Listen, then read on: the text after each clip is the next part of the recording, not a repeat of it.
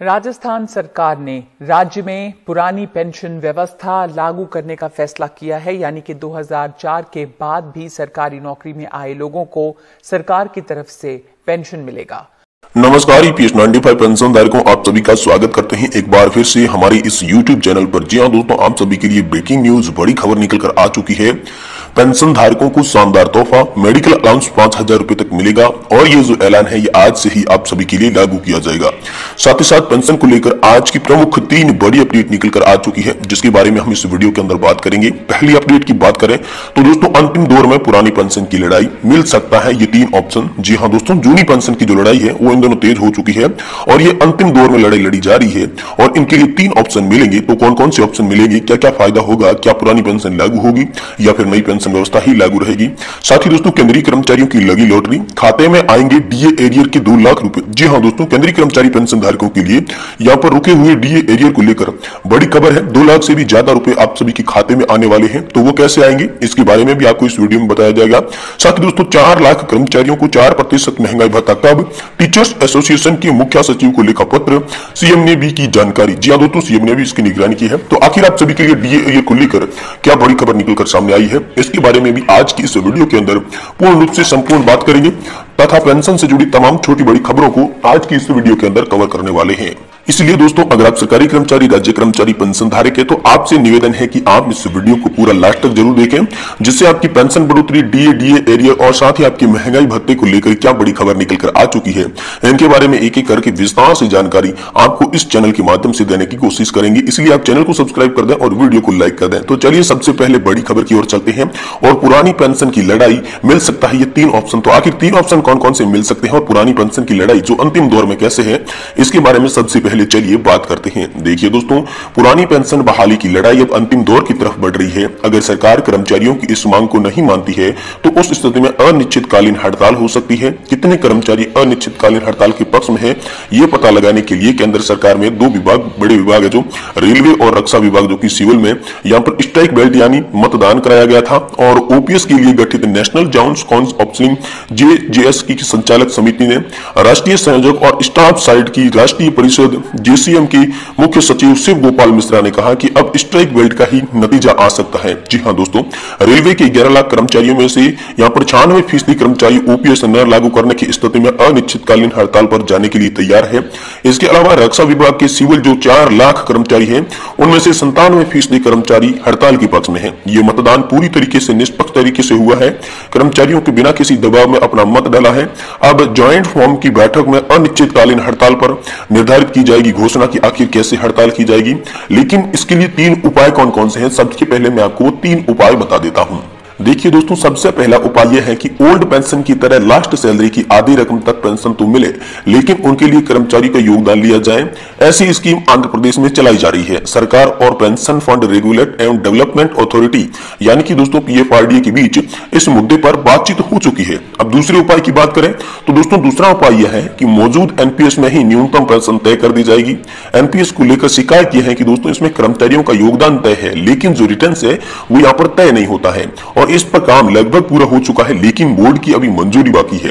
हालांकि संकेत मिल रहे हैं कि इसमें न्यूनतम रिटर्न्स में 4 से 5% तक हो सकता है, जिससे बेहद ही कम समझा जाएगा और गारंटी के कारण इसकी लागत भी बढ़ जाती है। वैसे बाजार ने बेहतर रिटर्न्स दिया तो न्यूनतम रिटर्न से 2 से 3% ज्यादा तक पेंशन मिल सकती है। इसके अलावा मौजूद एनपीएस में मेच्योरिटी की 60% रकम कर्मचारी के हाथ में चली जाती है और अगर ये पैसा पेंशन में लगा दिया जाए तो पेंशन की रकम यहाँ पर जो है वो बढ़ जाती है। अब तीसरे उपाय की बात करें तो दोस्तों, तीसरा उपाय यह है कि अटल पेंशन योजना की तरह सबको न्यूनतम पेंशन की गारंटी दी जाए। पीएफआरडीए फिलहाल ये योजना चला रहा है, जिसमें योगदान के आधार पर 1000 रुपए से लेकर 5000 रुपए तक की पेंशन तय है। पीएफआरडीए अटल पेंशन योजना का दायरा सभी के लिए बढ़ाने और 5000 रुपए की लिमिट खत्म करने को तैयार हो सकता है।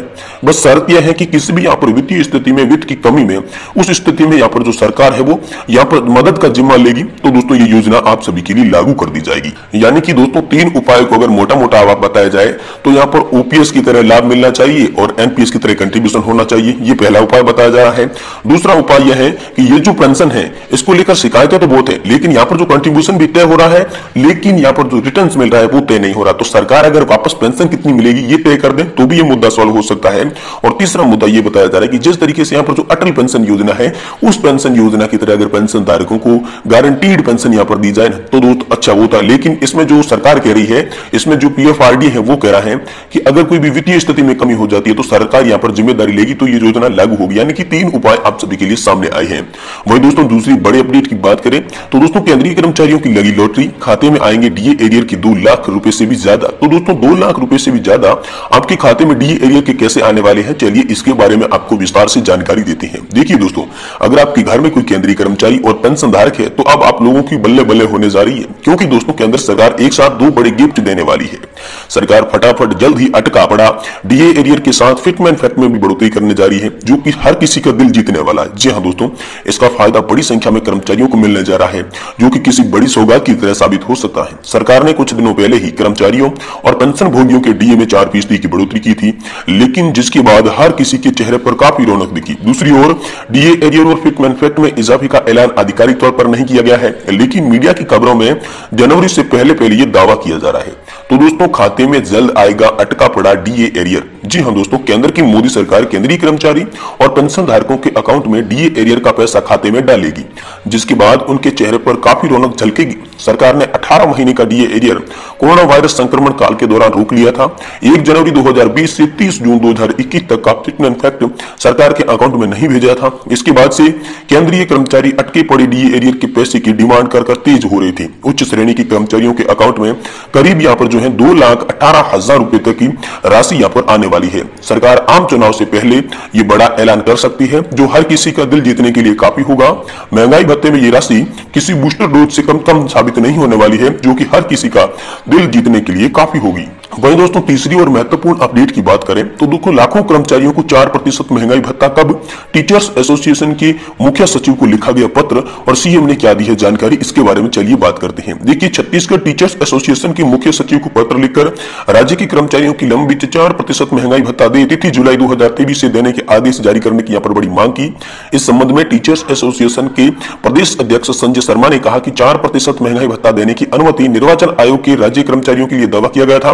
मुख्यमंत्री ने भी 4% महंगाई भत्ता देने की मंशा जाहिर की है, फिर भी आदेश क्यों नहीं जारी हो रहा। इस संबंध में उन्होंने आगे कहा कि बड़े अधिकारियों ने अपने लिए 4% महंगाई भत्ता जुलाई 2023 से लेने का आदेश कर लिया, पर प्रदेश की 4 लाख कर्मचारियों को यहाँ पर 4% महंगाई भत्ता तिथि देने पर कोई भी हिला हवाला नहीं किया जा रहा है।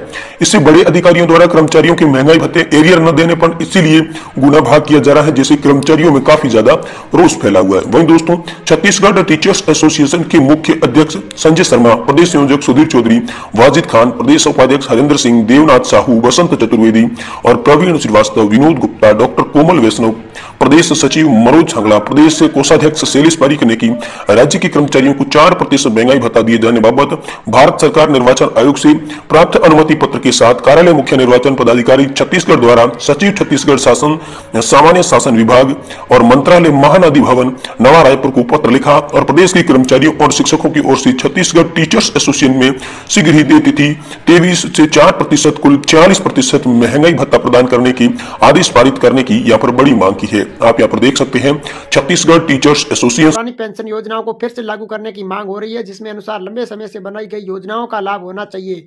इस दौरान कर्मचारी और पुरानी पेंशन योजनाओं के महत्वपूर्ण बदलाव किए थे, जिसके अनुसार वर्ष में केंद्रीय कर्मचारी नेशनल पेंशन स्कीम को परिवर्तन करने के लिए संभावना जताई जा रही थी।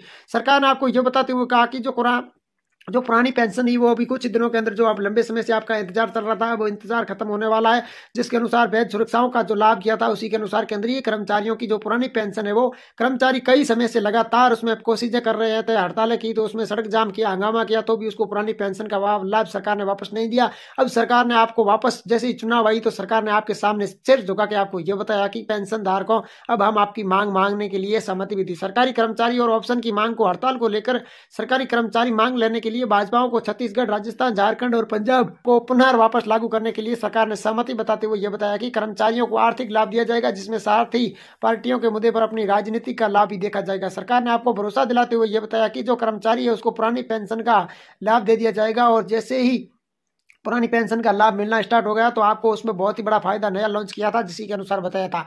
पुरानी पेंशन को बहाल करने का वादा किया था ओल्ड पेंशन स्कीम ने। हिमाचल प्रदेश विधानसभा चुनाव में कांग्रेस ने विकल्प वादों के अनुसार कहा कि एक रूप में पुरानी पेंशन को पुनः कांग्रेस सरकार ने आपको भरोसा दिलाते हुए कहा कि हम आपको वापस पुरानी पेंशन को लॉन्च करने के लिए हम जिम्मेदारी देते हैं, हम आपके जिम्मेदार हैं, हम आपको जरूर आपको